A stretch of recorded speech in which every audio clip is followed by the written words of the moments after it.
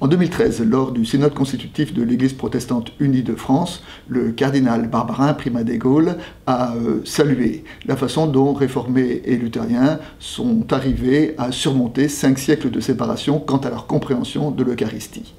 Et en se projetant vers l'avenir, il a fait une réflexion sur ce qui pourrait évoluer dans le domaine œcuménique entre catholiques et protestants, et il a situé dans ce domaine-là l'échéance à le jubilé de la Réforme 2017, les 500 ans de l'affichage des 95 thèses.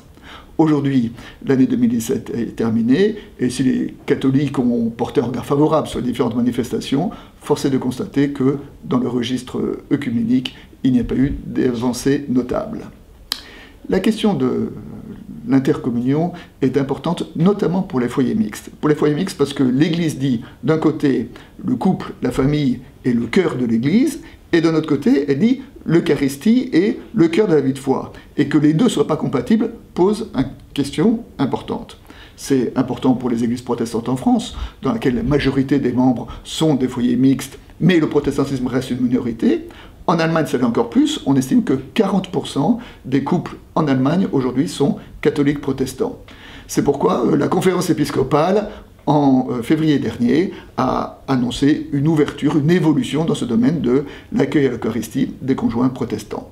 La décision est remontée au Vatican, la Congrégation pour la doctrine de la foi a été interrogée et elle a émis des réserves avec l'approbation du pape.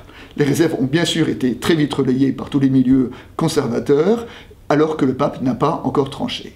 Donc la question reste ouverte, mais la question pose la question de la tension entre l'aspiration du peuple de l'Église à une évolution et la réticence de toute institution à cette évolution.